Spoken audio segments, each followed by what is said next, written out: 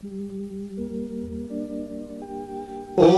अरहं सुगुरु शरणं विघ्न हरणं मिटे मरणं सहज हो मन जगे चेतन करे दर्शन स्वयं के हम बने अरहं बने अरहं बने अरहं बने अरहं।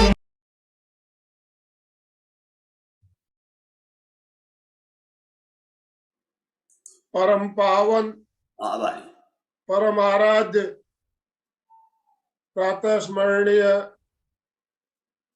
आचार्य श्री महासमन जी के चरणों में सत सत नमन करते हुए हम आज प्रातः का यह सेशन प्रारंभ करना है। त्रिपदी वंदना। वंदे अरहं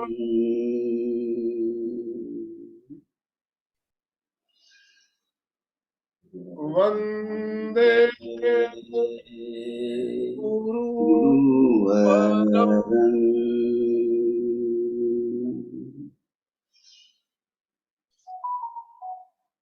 वंदे सत्यं।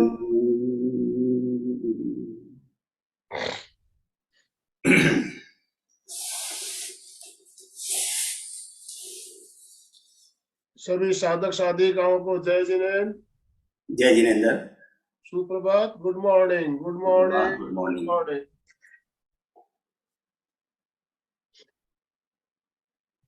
बंधु और बहनों, आज का हमारा विषय है ध्यान क्या, ध्यान क्यों और कैसे। बहुत सुंदर जानकारी। हम सब ध्यान करते हैं, ध्यान करने से हमें क्या बेनिफिट होता है, क्यों करना चाहिए और कैसे करना चाहिए, इस बारे में आज हमारे साथ हमारा मार्गदर्शन करने के लिए कोलकाता से मोहनलाल जी बोथरा और बीना जी बोथरा हमारे साथ जुड़ चुकी है। तो मैं ज्यादा समय ना लेते हुए मोहनलाल जी आपसे निवेदन करना चाहूंगा, आप आज का सेशन प्रारंभ करें। आपका बहुत बहुत स्वागत है। एमपी के फिटनेस क्लासेस और कल्याणम योग केंद्र की तरफ से बहुत बहुत आपका स्वागत है, अभिनंदन है। आर्य जी के चरणों में सत सत वंदन। वर्तमान आचार्य श्री महाश्रमण जी के चरणों में सत सत वंदन। इस क्लास के माध्यम से जुड़े हुए सभी ध्यान साधक साधिकाओं सादर जय जिनेन्द्र। जय जिनेन्द्र। आज मुझे फिर आपके साथ कुछ विचार शेयर करने का अवसर मिला है। मैंने प्रेक्षा प्रणेता आचार्य श्री महाप्रज्ञ जी के साहित्य से कुछ बिंदु संकलित किए हैं, मैं आपके साथ उनका शेयर करना चाहता हूं। महाप्रज्ञ जी कहते हैं, केवल योगियों के लिए ध्यान नहीं है, उन सब के लिए जरूरी है संधान, जो चाहते हैं अपनी समस्या का समाधान। स्वस्थ शांत एवं समाधिपूर्ण जीवन का वरदान। अकर्मण्यता नहीं, परम पुरुषार्थ है ध्यान। युग की आवश्यकता है ध्यान। मन वाणी और शरीर का करे निरोध, निश्चय प्रकटेगा अपना बोध, और तब होगा ध्यान का जनन, खिलेगा मुरझाया हुआ जीवन उपवन। इस मुक्त के साथ मैं प्रारंभ करता हूं। ध्यान क्या? किसी लक्ष्य पे चित्त को स्थिर करना, एकाग्र करना ध्यान है, या चेतना के व्यापक प्रकाश में चित्त का विलीन हो जाना ध्यान है। भाव क्रिया ध्यान है। ध्यान की ये एक संक्षिप्त परिभाषा है। अब आगे हम जानेंगे कि ध्यान के साथ में क्या जुड़ाव है। ध्यान के साथ में जुड़ाव है कि केवल ध्यान, यानी केवल सब जोड़ें तब उसका बनता है ध्यान। अब हम ध्यान का जो विशेष स्वरूप है प्रेक्षा ध्यान, उसके बारे में जानना चाहेंगे। प्रेक्ष्या का मतलब है त्रैप्लक्ष्या, यानी गहराई से देखना, टू कंसीव विथ माइंड्स आई। बंद आंख से देखना, बंद आंख से गहराई से देखना, माइंड से देखना, यह है ध्यान की संक्षिप्त परिभाषा। अब ये ध्यान जो है 2.5 अक्षर का ध्यान यदि हम साध लें अब वैराग्य और अभ्यास से, तो हमें सिद्ध शिला तक पहुंचाने में समर्थ है। अर्जुन ने श्री कृष्ण से कहा कि मेरा मन बहुत चंचल है, यह बस में नहीं होता है, मैं क्या करूं? श्री कृष्ण ने कहा मन की चंचलता को दूर करने के लिए 2 उपाय है, वैराग्य और अभ्यास। यानी मन में वैराग्य की भावना होनी चाहिए और सतत अभ्यास होना चाहिए, तब हमारा मन एकाग्र हो सकता है, ध्यान की भूमिका में हम प्रवेश कर सकते हैं। ध्यान के लिए कुछ वातावरण की जरूरत होती है, आंतरिक वातावरण और बाह्य वातावरण। बाह्य वातावरण तो ठीक है, हम जानते हैं कि शुद्ध स्वच्छ स्थान, स्वच्छ वातावरण, कोलाहल मुक्त वातावरण, शांतिपूर्ण वातावरण, आसन जिस आसन में हम स्थिरता से बैठ सकें उसका चुनाव, मुद्रा, हाथों की मुद्रा, ज्ञान मुद्रा या ब्रह्म मुद्रा, ये हमारा बाह्य परिवेश हुआ और उचित आसन बैठने के लिए। अब बाह्य परिवेश, बाह्य वातावरण के साथ हमारा जुड़ जाता है ध्वनि, जो है महाप्राण ध्वनि या अरहम की ध्वनि हम करते हैं, ताकि पूरा हमारे साथ में कवच का निर्माण हो जाए, बाहरी परिस्थितियां हमें प्रभावित न कर सके। इसलिए ध्वनि करते हैं और उसके बाद में हम ध्यान का लक्ष्य क्या है हमारा वो संकल्प करते हैं। ध्यान का संकल्प, हमारा लक्ष्य ध्यान का सर्वोच्च रहता है, छोटा मोटा लक्ष्य नहीं है। मैं चित्त शुद्धि के लिए ध्यान करता हूँ। हमारा क्या है, प्रत्येक प्राणी के साथ में 3 शरीर रहते हैं। 3 शरीर इस संसारिक प्राणी के साथ में रहते हैं। पहला है कार्मण शरीर, दूसरा है, पहला औदारिक शरीर समझ लें हम, औदारिक शरीर जो स्थूल शरीर दिखाई देता है, दूसरा है सूक्ष्म शरीर, वो है तेजस शरीर, और तीसरा है सूक्ष्मतर शरीर, वो है कार्मण शरीर। तो प्रत्येक आत्मा के साथ में, संसारिक आत्मा के साथ ये 3 शरीर रहते हैं। अब चीज ये है कि ये आत्मा के साथ जो पुद्गल का संबंध है वो हमें स्थिर नहीं रहने देता, चंचल बनाता है। क्यों?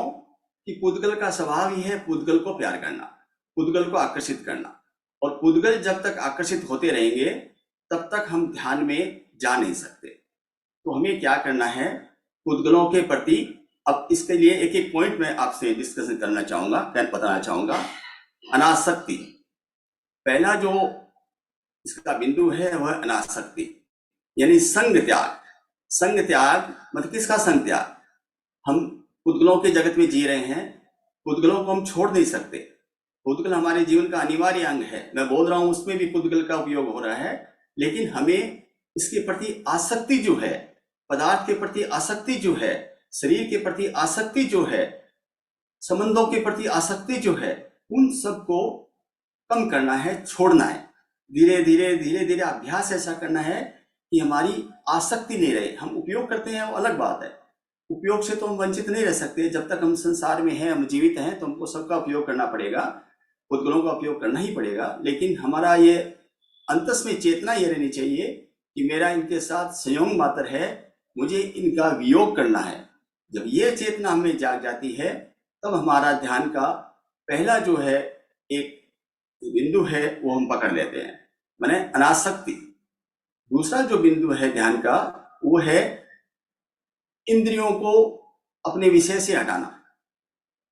ये जैसे जो हम आंख बंद करते हैं या अर्धमुंदी आंखें रखते हैं, तो हम जो संसारिक जगत है उसको नहीं देखते हैं, उसे भीतर जाने का प्रयास करते हैं, उसको छोड़ देते हैं, उसको हटा देते हैं अपने मन को उससे। तो इंद्रियों, जो 5 इंद्रियां हैं, वो पांचों इंद्रियां ज्ञानात्मक है और वो अपने अपने विषय पर ज्ञान करती है, लेकिन उनके साथ एक छठी इंद्रिय जुड़ जाती है, वो है मन।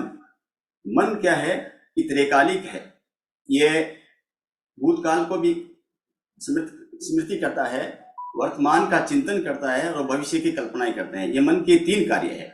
ये प्रत्येक इंद्रियों के साथ जब जुड़ता है तब फिर योग हो जाता है, और जहाँ योग है वहाँ चंचलता स्वाभाविक है। अब इस योग को हमें, जो बाह्य योग से प्रभावित है मन हमारा, उसको हमें आंतरिक योग की ओर जोड़ना है। मन को हमें बस में करने के लिए, मन को हमें एकाग्र करने के लिए हमें भीतर की ओर जाना होगा। हमें इंद्रियों के प्रति प्रतिसलीनता करनी पड़ेगी। इंद्रियों के विषय से हटकर हमें भीतर की ओर जाना होगा, तब हमारा ध्यान अवतरित हो सकेगा। इसके लिए हमें सतत अभ्यास करना होगा।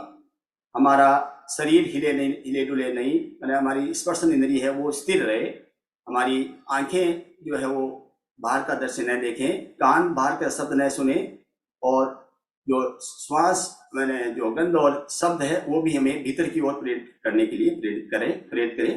तब हमारा क्या है कि ध्यान सधने में, ध्यान को अवतरित होने में समय नहीं लगेगा, वो धीरे धीरे अवतरित हो जाएगा। तो दूसरा जो बिंदु हमें करना है वो है इंद्रियों का निग्रह। तीसरा जो बिंदु है वो हमारा वर्त चेतना।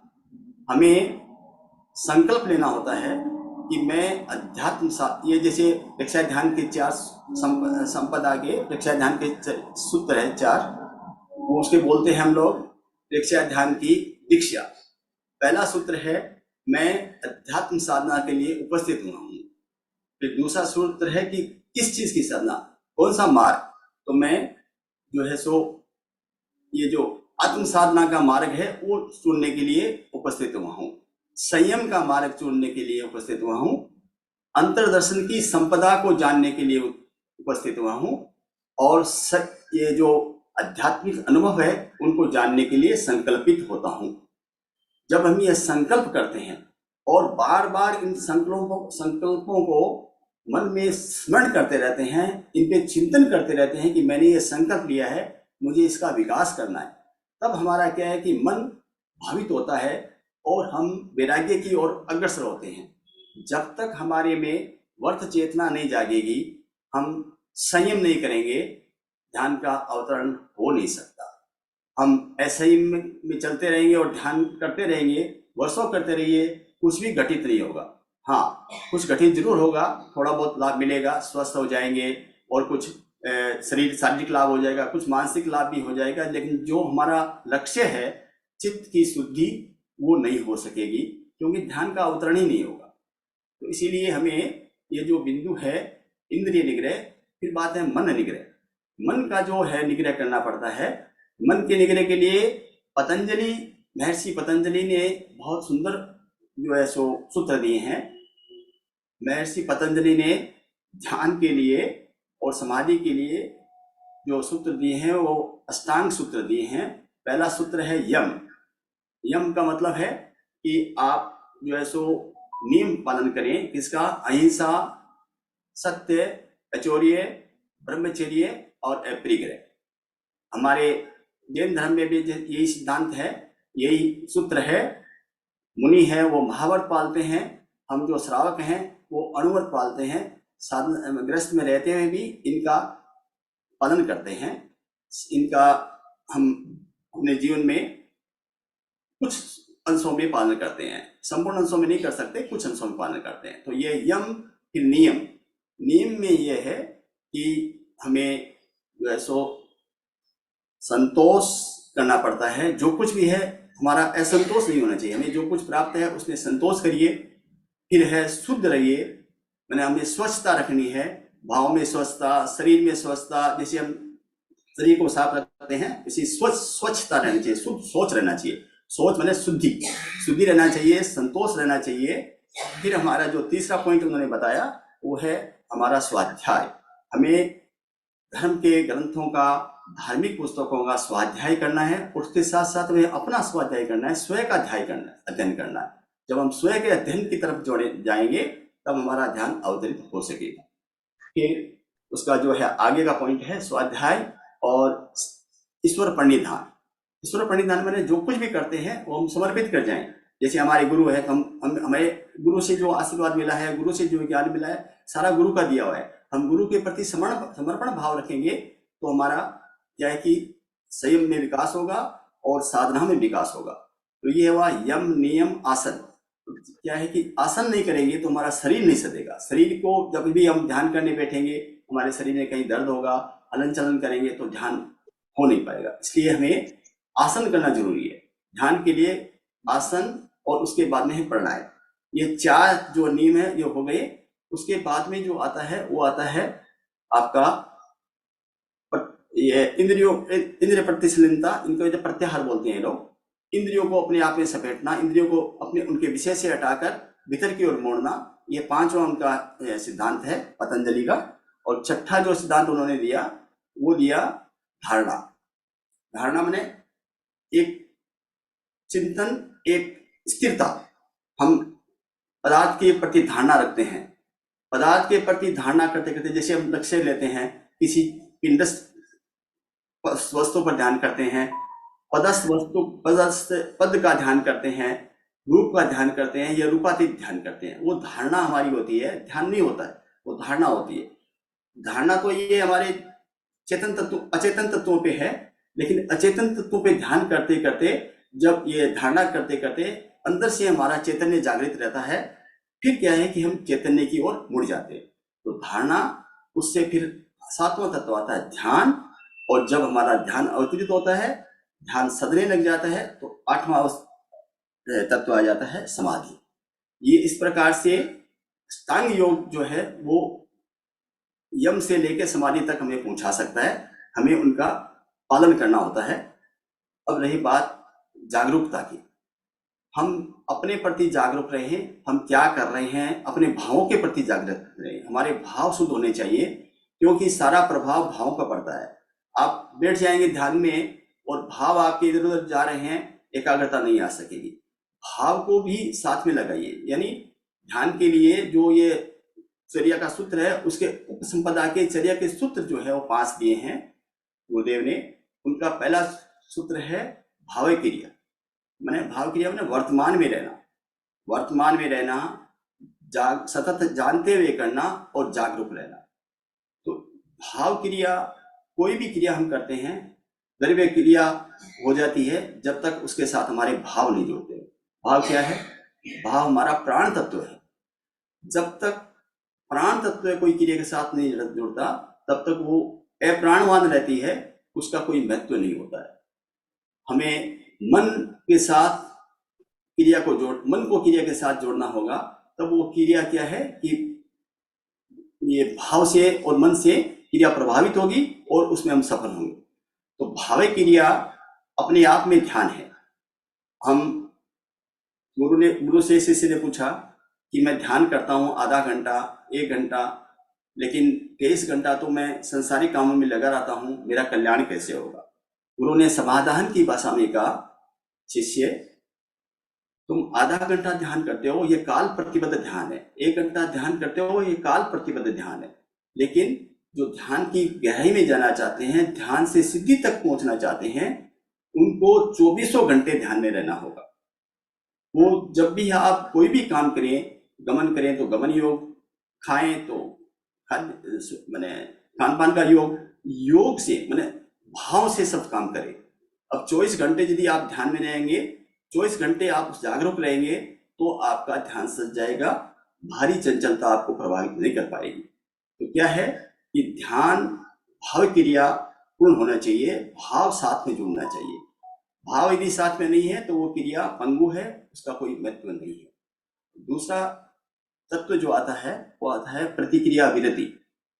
ध्यान का साधक क्रिया करे, प्रतिक्रिया न करे। लेकिन यह संभव कैसे होगा? क्योंकि प्रतिक्रिया हमारे स्वाभाविक है। स्रोत में बहना स्वाभाविक है, अनुस्रोत में बहना मुश्किल है। एक स्रोत चल रहा है, उसमें हम चलते हैं, तो ये प्रतिक्रिया करना हमारा एक स्वभाव बन गया है। कोई भी बात होता है हम प्रतिक्रिया करते हैं। जब तक हम प्रतिक्रिया करते रहेंगे तब तक क्या है कि हम ध्यान साधना में नहीं लग सकते। तो प्रतिक्रिया को हमें रोकना है, प्रतिक्रिया को करें, क्रिया करेंगे, प्रतिक्रिया नहीं करेंगे। इसके लिए 3 सूत्र बताए गए कि प्रतिक्रिया का जो फॉर्मेशन है उसको देखना कि मैं क्या प्रतिक्रिया कर रहा हूँ। दूसरा, उसका समय देखना, तुरंत प्रतिक्रिया करने से वो गलत हो गई है, उसमें प्रतिक्रिया हो जाती है, क्रिया नहीं होती है। और प्रतिक्रिया का जो आप शब्द यूज करते हैं वो कैसे है वो भी देखना चाहिए। किसी ने आपसे कुछ कहा, आप उससे प्रभावित होकर आपने भी 2 बातें उनको कह दी, तो ये क्या कि क्रिया की प्रतिक्रिया हो गई। जब प्रतिक्रिया हो जाती है तब आपको क्या है कि उसमें ध्यान में नहीं लग सकते। आपका जो मन है वो मैंने चंचल हो जाता है और भाव में भी चंचलता, भाव में भी अशुद्धि आ जाती है, भाव भी उसके प्रति नहीं रहते। इसके साथ में क्या है कि हमें संसार को बंधुत्व भावना से देखना होगा। ये प्रतिक्रिया और मैत्री ये साथ में जुड़े हुए हैं। जब आप बंधुत्व भाव से सबको देखेंगे तब आप प्रतिक्रिया नहीं कर सकेंगे, क्रिया करेंगे। आप जो आपका कहने का ढंग अलग हो जाएगा, आपको सोचने का ढंग अलग हो जाएगा। उससे क्या है कि कोई को किसी को हानि नहीं होगी। क्रिया आप करेंगे तो उससे आपका ध्यान बाधित नहीं होगा, आपके भाव बाधित नहीं होंगे, सामने वाला भी नाराज नहीं होगा, वो भी समझेगा कि हाँ सही है, ये सही कह रहे हैं। तो क्या है कि हमें बंधुत्व भावना से, आत्मोपम्य भावना से काम करना चाहिए। दूसरे की आत्मा को भी अपनी आत्मा के समान समझना चाहिए। तब क्या है कि हमारी ये जो सूत्र है ये हमेशा ध्यान में रखने का, लगातार ये बातें ध्यान में रखनी रहनी होती है, तब हम ध्यान में सफल हो सकते हैं। तो तीसरा सूत्र जो है इसका मैत्री है। मैत्री क्या है कि हमें ये सिखाती है कि दुनिया में सबके साथ अपने कभी न कभी संबंध बनाए हैं, सभी हमारे कुटुंबी है। ऐसा भगवान महावीर कहते हैं कि कोई ऐसा जीव नहीं है जिसके साथ आपका संबंध न रहा हो। ऐसे जब सबके साथ हमारा संबंध रहा है तो सब हमारे कुटुंबी हो गए। अब कुटुंबियों के साथ में हम शत्रुता का भाव रखेंगे तो हमें जीवन में सफलता नहीं मिल सकती। कुटुंबियों के साथ में जैसे हम प्रेम भाव रखते हैं, मैत्री भाव रखते हैं, ऐसा भाव हमें डेवलप करना होगा, ऐसा भाव का भी हमें विकास करना होगा। चौथा जो है वह है मिताहार। जब आप ध्यान के लिए बैठते हैं तो यदि आप पेट को ठूस के भर लेंगे तो ध्यान के लिए जगह कहाँ बचेगी। ध्यान के लिए खाने पीने में खाद्य में पूरा ध्यान रखना पड़ता है कि मैं क्या खाऊं, कब खाऊं, कितना खाऊं, कैसे खाऊं। ये बात पर ध्यान रखेंगे तो हमारा क्या है कि ध्यान में मन लगेगा। और जब हम ध्यान के विपरीत खाना कर लेते हैं, यानी तेज ग्रिष्ट खाना खा लेते हैं, ज़्यादा खाना खा लेते हैं, तो फिर हमारी वायु बनती है, हलन चलन होती है, हम ध्यान में स्थिर नहीं रह सकते। इसलिए ध्यान का संबंध मित जो है सो आहार से भी है और सात्विक आहार से है। वैसे तो हम लोग सात्विक आहार लेते हैं, जैन है, तो हमारे में ये थोड़ा सा है कि हम नॉन वेज वगैरह नहीं लेते उसमें, लेकिन तामसिक जो आहार है वो भी ध्यान में बाधक रहता है। जैसे तामसिक आहार रहते हैं, कई तरह के लहसुन है, प्याज है, ये थोड़ा तामसिक आहार है, तो इनसे बचाव करना चाहिए। तो आहार शुद्धि यानी मिताहार ध्यान का एक ये उपचर्या का एक लक्ष्य मैंने सूत्र है, इसको हमें अपनाना पड़ेगा। 5वां जो इसका सूत्र है मित भाषण, मौन। अब ये है कि हमारा जीवन है वो बोलने पे टिका हुआ है। अभी मैं आपके साथ संवाद कर रहा हूँ, बोल रहा हूँ, लेकिन हमें कितना बोलना है, अनावश्यक नहीं बोलना है। आवश्यक बोलना ठीक है। अब अनावश्यकता और आवश्यकता का जो है ये मापदंड, इसका चिंतन करना चाहिए कि अभी मेरे को बोलना जरूरी है क्या, बोलना है तो कितना बोलना है, क्या बोलना है। यानी मित भाषण रहना चाहिए। मित भाषण रहने से क्या है कि एक तो आपकी एनर्जी बचेगी शरीर में एनर्जी का जो स्टोर है वो बोलने से बहुत ज़्यादा एनर्जी नष्ट होती है हमारी, गला सूखने लग जाता है, सभी इंद्रियों को काम करना पड़ता है। ये मुखमंडल की इंद्रियां काम करती है तो इनमें क्या है कि खिंचाव आता है, बहुत मैंने एनर्जी इसकी चलती है। जैसे 1 घंटा कोई भाषण दे दे तो उसे फिर रेस्ट करना ही पड़ेगा। यदि वो काया श्रम नहीं करेगा तो उसका जो है शरीर खराब हो जाएगा। इसीलिए मित भाषण की ओर ध्यान देना चाहिए जहाँ भी, जब भी। ऐसा नहीं है कि ध्यान काल में ही हम, ध्यान काल में तो ऐसे बोलते नहीं है, मौन रखते हैं, लेकिन ध्यानी को आदमी जो ध्यान की साधना करता है उनके लिए मित भाषण जरूरी है। अनावश्यक बिल्कुल न बोले और मौन की साधना करें, क्योंकि मौन अपने आप में शक्ति बढ़ता है। हमारी जो शरीर की एनर्जी है वो बाहर निकलती रहती है कहते हैं 5 हमारे शरीर की एनर्जी के निर्गम द्वार है, वो है ऊपर से, नीचे से, दाएं से, बाएं से और पीछे से। ये 5 हमारे शरीर के एनर्जी के निर्गम स्थान है, बाहर जाने के स्थान है। उनका हमें जो है सो ध्यान रखना है कि हमारी एनर्जी बाहर न जाए। अब इसको आगे देखते हैं कि ये हमारी जो ध्यान की साधना है उससे हमें क्या करना है। ध्यान के साधना से हमें अतीन्द्रिय चेतना का जागर करना है। हम इंद्रिय चेतना के आधार पर जी रहे हैं और इंद्रिय चेतना हम ज्ञानात्मक में है, इंद्रिया तो सब चेतना जानती है, देखती है, और हम मन के साथ जुड़ने से हम उस चेतना में आ जाते हैं। उसको हमें, जैसे हमारा माइंड है वो है ज्ञानात्मक कॉन्शियस माइंड, सबकॉन्शियस माइंड और हायर कॉन्शियस माइंड। हमें सुनाई नहीं दे रहा है क्या? हमें हायर कॉन्शियस माइंड को जागृत करना है। जब तक हम हायर कॉन्शियस माइंड को जागृत नहीं करेंगे या तब तक हमें अतीन्द्रिय ज्ञान नहीं हो सकेगा। हम जीते हैं इंद्रिय ज्ञान के आधार पे, लेकिन हमें डेवलप करना है अतीन्द्रिय ज्ञान। इंद्रिय ज्ञान से हम बहुत आगे नहीं बढ़ सकते, तर्क कर सकते हैं, बुद्धि कर सकते हैं, निर्णय ले सकते हैं, लेकिन विवेक जो जागृत होता है वो अतीन्द्रिय ज्ञान से जागृत होता है। प्रज्ञा जागृत होती है। जब तक प्रज्ञा नहीं जागती है तब तक आदमी जो है सो आगे नहीं बढ़ सकता, सफल नहीं हो सकता। तो ध्यान के लिए मैंने जो सूत्र बताए वो सब हमें सतत ध्यान में रखना है, सतत जागरूकता रखनी है। और कायोत्सर्ग, ध्यान साधने से पहले, मेरा समय हो रहा है, मैं थोड़ी सी देर बताता हूँ। कायोत्सर्ग, ध्यान सीधा ध्यान नहीं आएगा। हम ध्यान को आमंत्रित करते हैं, आंखें मूंद के बैठ जाते हैं, आधा घंटा 1 घंटा ध्यान कर लेते हैं, लेकिन ऐसे ध्यान नहीं उतरेगा। ध्यान अपने पूरे परिवार के साथ यदि ध्यान को हम नियंत्रित करेंगे, जैसे आसन, प्राणायाम, कायोत्सर्ग, खान पान शुद्धि, भाव शुद्धि, तब वो ध्यान अवतरित होगा। कायोत्सर्ग इसमें एक बहुत ही इंपॉर्टेंट पार्ट है, क्योंकि कोई भी ध्यान साधना काया को स्थिर किए बिना, काया को शिथिल किए बिना, काया के ममत्व से मुक्त हुए बिना साधना आगे नहीं बढ़ सकती। तो काया जो है वो, मैं ध्यान का प्रथम चरण भी कायोत्सर्ग है और अंतिम चरण भी कायोत्सर्ग है। जब ध्यान सिद्धि हो जाती है तो हमारा काया छोड़नी पड़ती है, वयोत्सर्ग हो जाता है, मुक्ति हो जाती है। तो कायोत्सर्ग पर ध्यान दे। ध्यान साधक जो प्रारंभ में ध्यान शुरू ध्यान करते हैं, उन्हें ध्यान के पहले कायोत्सर्ग करना चाहिए। जो कायोत्सर्ग में ज्यादा समय लगाइए, जब कायोत्सर्ग सज जाए, कायोत्सर्ग कब सजेगा? जब आप भेद विज्ञान की साधना तक पहुंच जाएंगे। कायोत्सर्ग खाली शिथिलीकरण का साधना नहीं है, स्थिरीकरण की साधना नहीं है। स्त्री को स्थिर कर लिए ठीक है, शिथिल कर लिए ठीक है, क्योंकि इसके बाद ही कायोत्सर्ग सजेगा। लेकिन हमें पहुंचना है भेद विज्ञान तक। जब भेद विज्ञान तक आपका चैतन्य पहुंचेगा कि आत्मा भिन्न, शरीर भिन्न, जो मैं हूँ शरीर है वो मैं देख रहा हूँ, ये मेरा शरीर है, ये चेतन अचेतन है और मैं आत्मा चेतन हूँ, ये भेद विज्ञान हम जानते हैं, मानते हैं, लेकिन जानते नहीं। मानना अलग बात है, जानना अलग बात है। तो जब तक हम ये प्रज्ञा से जान नहीं लेंगे आत्मा और शरीर की भिन्नता, तब तक हमारा कायोत्सर्ग सदेगा नहीं। और जब तक कायोत्सर्ग नहीं सदेगा तब तक ध्यान की भूमिका में हम अग्रगामी नहीं हो सकते। तो इसलिए मेरा ये चिंतन है, गुरुदेव भी फरमाते हैं। मैंने कुछ दिनों पहले धर्मेश मुनि से मुलाकात की थी। मैंने कहा मेरा ध्यान में बहुत ज़्यादा मन नहीं लगता, हालांकि कई वर्षों से मैं ध्यान कर रहा हूँ।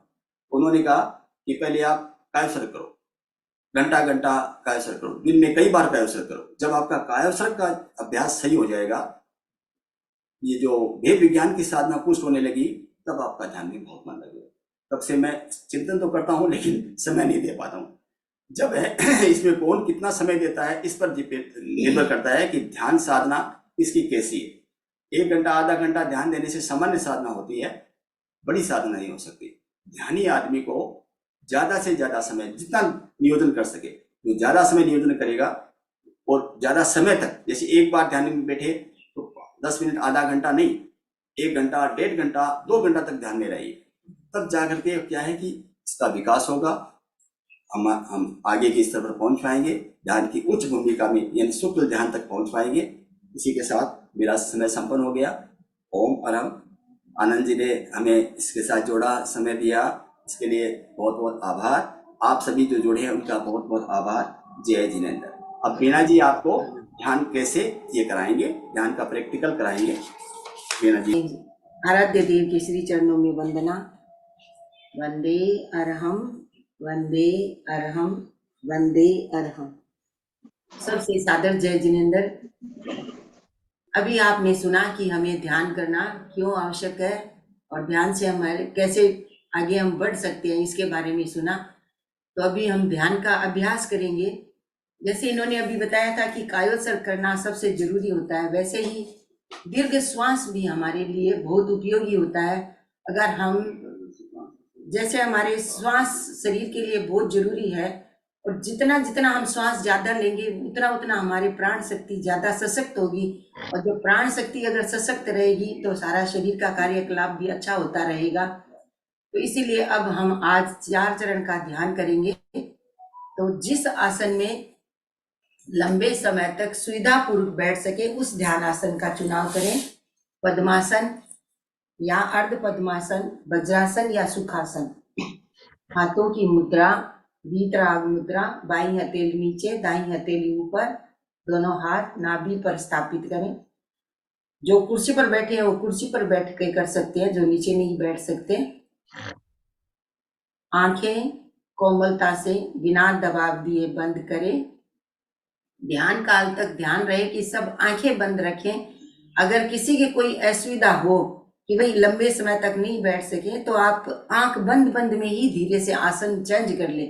आपको खुद को ही पता नहीं चले कि मैंने आसन चेंज कर लिया। आंखें कोमलता से बिना दबाव दिए बंद करें। महाप्राण ध्वनि करेंगे 7 बार। श्वास को पूरा भरेंगे।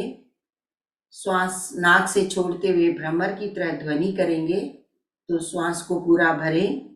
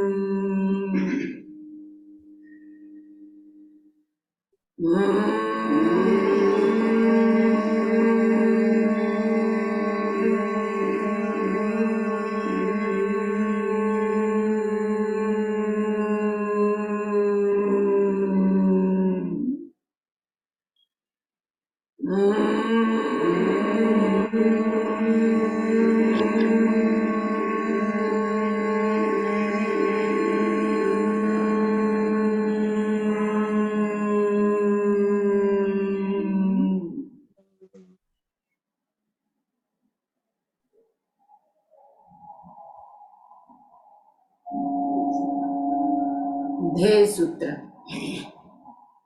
संपिखई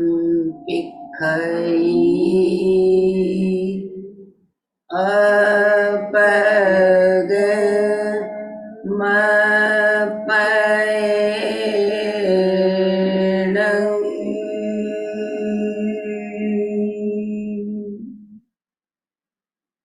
संपिखै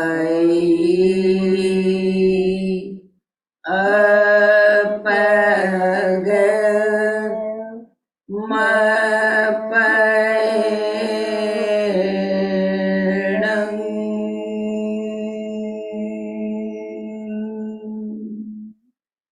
आत्मा के द्वारा आत्मा को देखें, स्वयं स्वयं को देखें। ध्यान का संकल्प मैं चित्त शुद्धि के लिए प्रेक्षा ध्यान का प्रयोग कर रही हूँ। मैं चित्त शुद्धि के लिए प्रेक्षा ध्यान का प्रयोग कर रही हूँ। मैं चित्त शुद्धि के लिए प्रेक्षा ध्यान का प्रयोग कर रही हूँ। ध्यान का पहला चरण कायोत्सर्ग। शरीर को स्थिर, शिथिल एवं तनाव मुक्त रखें। प्रतिमा की भांति शरीर को स्थिर रखें, हलन चलन न करें। पूरी स्थिरता।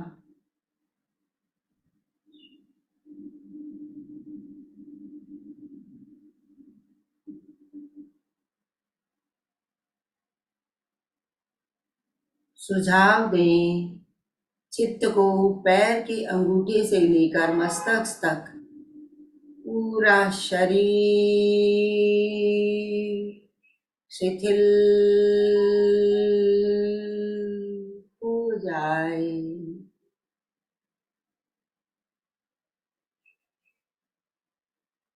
शिथिल हो जाए।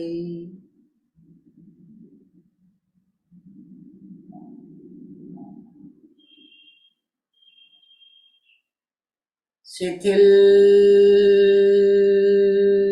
हो जाए।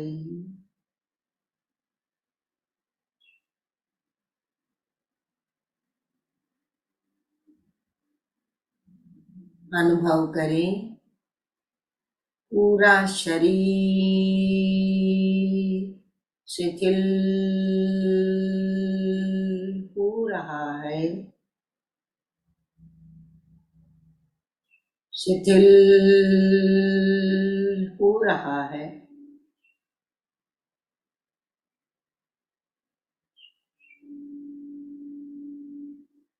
शिथिल हो रहा है।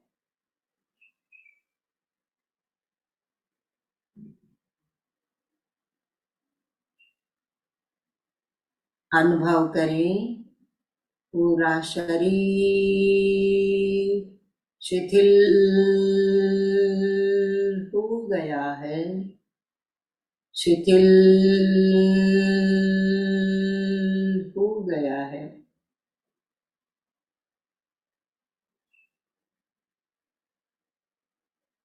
शिथिल हो गया है।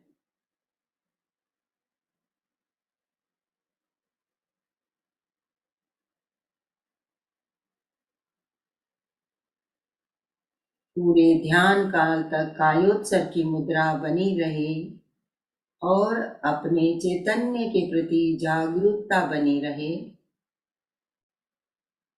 ध्यान का दूसरा चरण अंतर यात्रा। रीढ़ की हड्डी का अंतिम छोर है, वो शक्ति केंद्र है। वहां पर चित्त को ले जाएं, शक्ति केंद्र पर ऊपर उठाएं। सुषुम्ना के मार्ग से ज्ञान केंद्र तक ऊपर ले आए। फिर उसी मार्ग से चित्त को नीचे शक्ति केंद्र पर ले आए।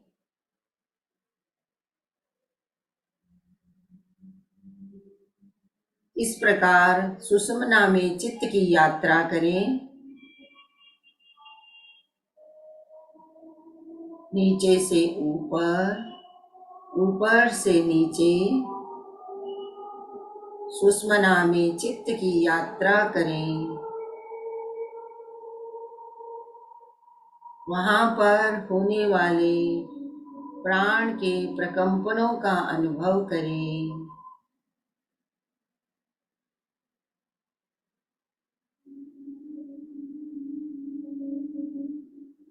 पूरी चेतना को सुषमना में समेट लें।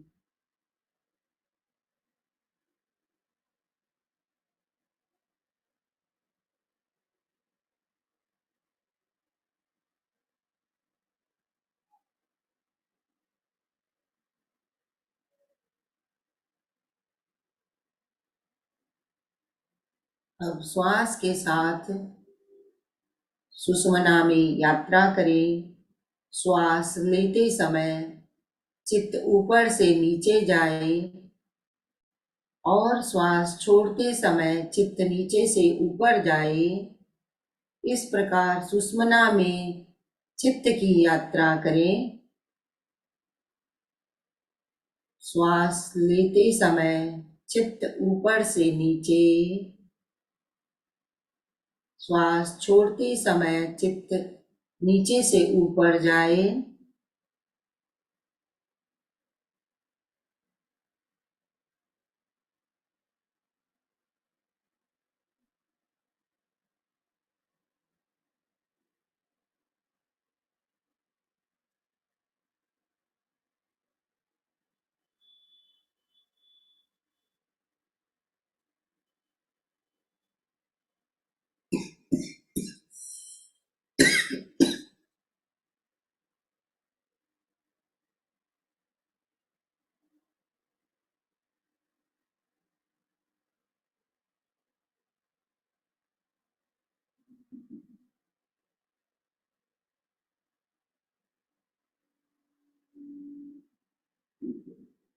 ध्यान का तीसरा चरण दीर्घ श्वास प्रेक्षा।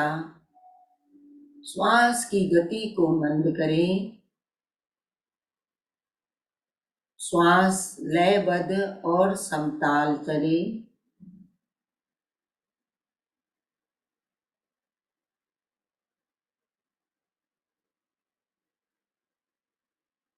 एक श्वास लेने और छोड़ने में जितना समय लगे उतना ही समय प्रत्येक श्वास को छोड़ने और लेने में लगाएं।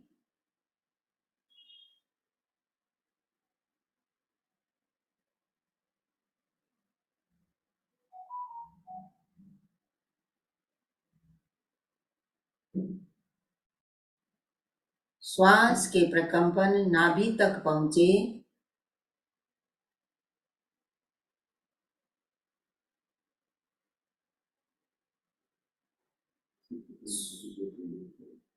श्वास लेते समय पेट की मांसपेशियां फूलती है और श्वास छोड़ते समय पेट की मांसपेशियां सिकुड़ती है।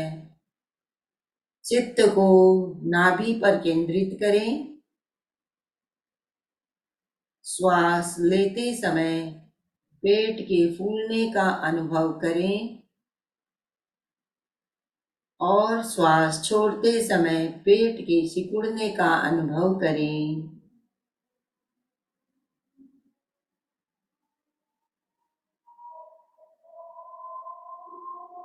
गहरा लंबा श्वास लें, लंबा श्वास छोड़ें।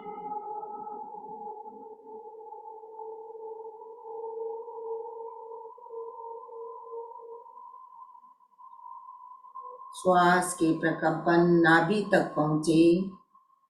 चित्त को नाभि पर केंद्रित रखें।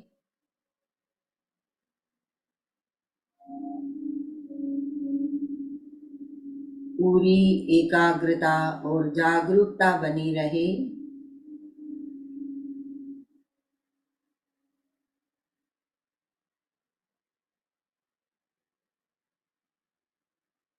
यदि कोई विकल्प आते हैं तो उन्हें रोकने का प्रयत्न न करें।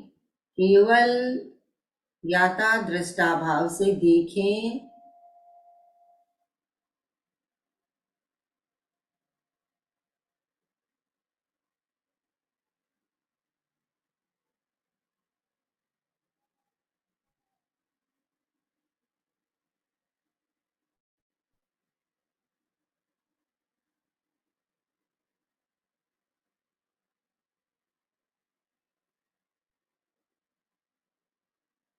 गहरा लंबा श्वास लें, लंबा श्वास छोड़ें।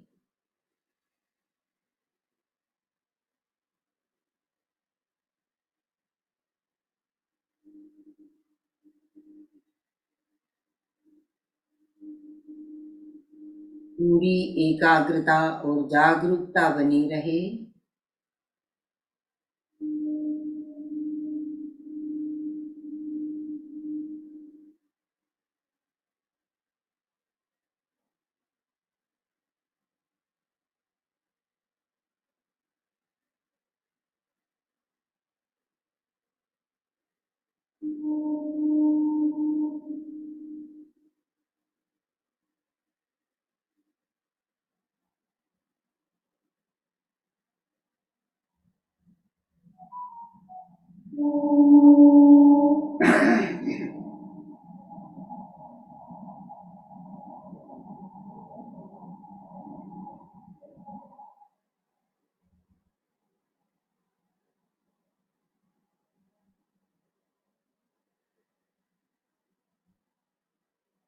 अब चित्त को नाभि से हटाकर दोनों नथुनों के भीतर संधि स्थल पर केंद्रित करें, जहां पर हमारे दोनों नाक एक साथ मिलते हैं।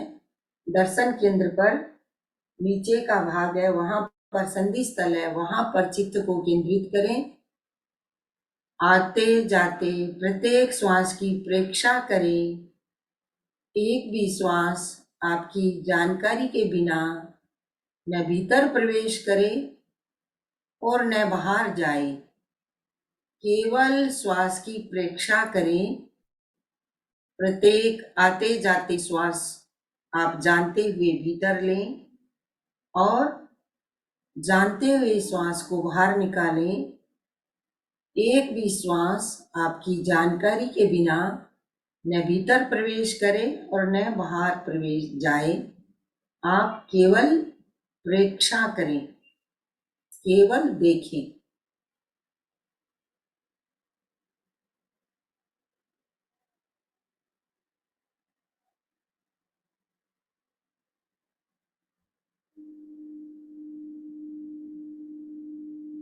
एक प्रहरी की तरह श्वास की प्रेक्षा करनी है। आपकी जानकारी के अंदर ही श्वास भीतर जाए और आपकी जानकारी के अंदर ही श्वास को बाहर निकाले, मतलब आपकी जानकारी रहनी चाहिए।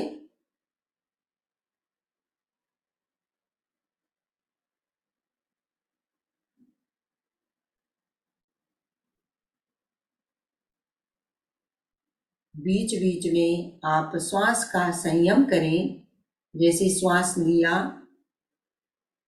भीतर रोका 2 सेकंड या 5 सेकंड, जितनी देर आप सुविधा से रोक सके रोकें और फिर श्वास को बाहर निकाल दें और फिर श्वास को बाहर रोकें 2 सेकंड या 5 सेकंड, जितनी देर आप सुविधा से रोक सके रोकें, फिर श्वास को ले लें। इस प्रकार श्वास की परीक्षा करें। बीच बीच में श्वास का संयम करें। श्वास लिया, रोका,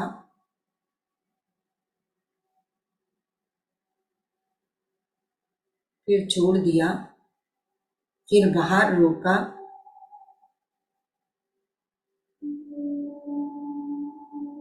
फिर लिया। इस प्रकार बीच बीच में श्वास का संयम करें।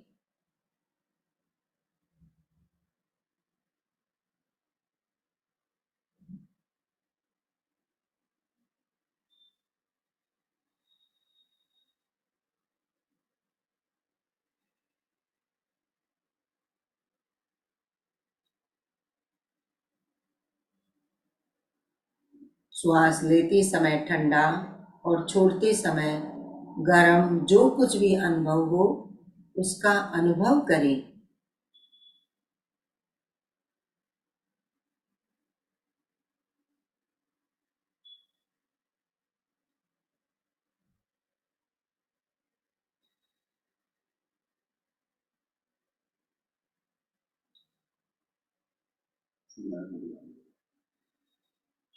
अब चित्त को नासाग्र से हटाकर ललाट के मध्य ज्योति केंद्र पर केंद्रित करें।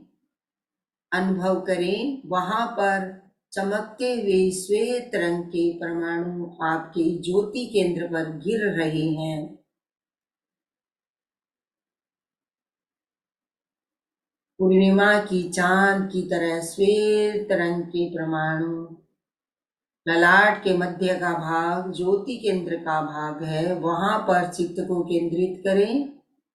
अनुभव करें चमकते हुए श्वेत रंग के परमाणु आपके ज्योति केंद्र पर गिर रहे हैं।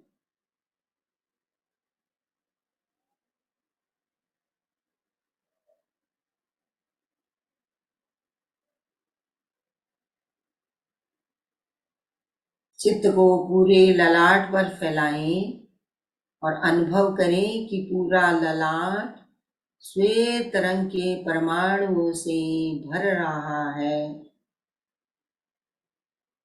पूरे ललाट में श्वेत रंग के परमाणु आपके भीतर प्रवेश कर रहे हैं।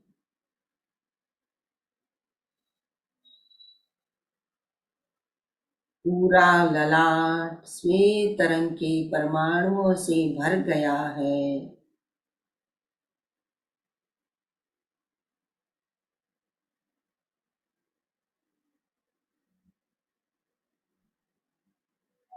चमकते हुए श्वेत रंग के परमाणु आपके पूरे ललाट को भर गया है और परम शांति एवं आनंद का अनुभव करें।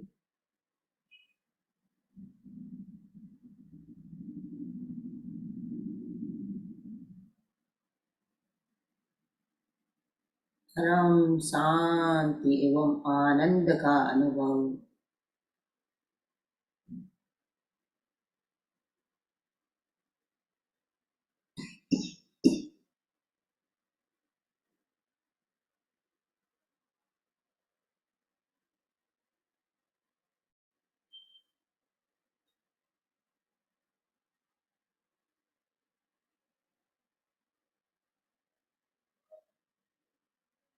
परम शांति एवं आनंद का अनुभव करें।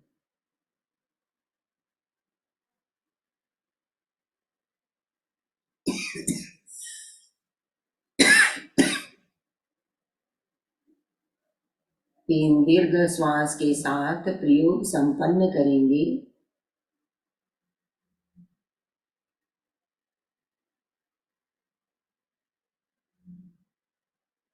अपना सच में से जा मृत्युम भूए सुकपै। अपना सच में से जा मृत्युम भूए सुकपै। स्वयं सत्य खोजें, सबके साथ मैत्री करें।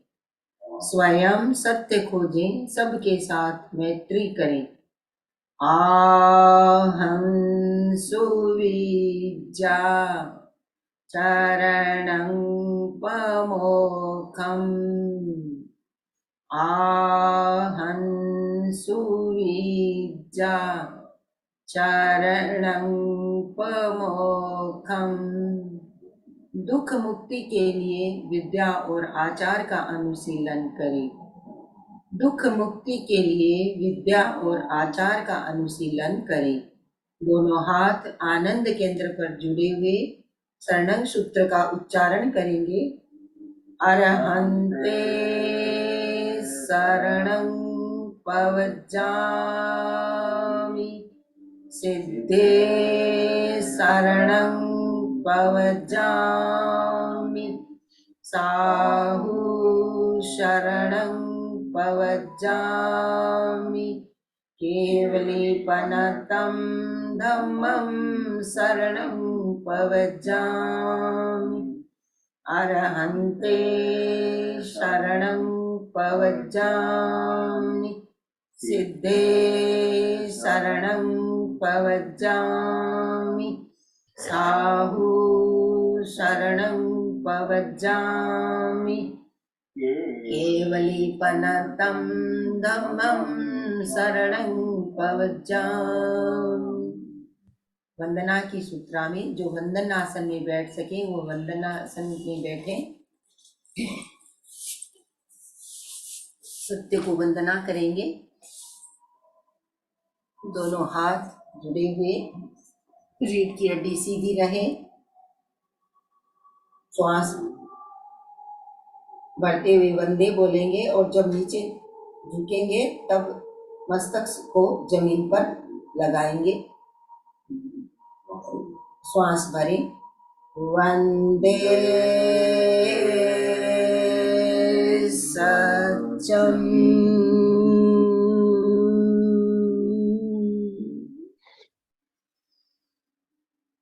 वंदे सत्यम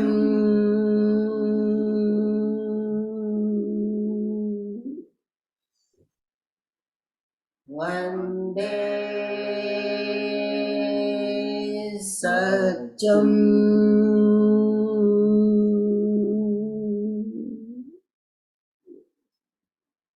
प्रयोग संपन्न करें। ओम अरहम। धीरे धीरे आंखें खोलें।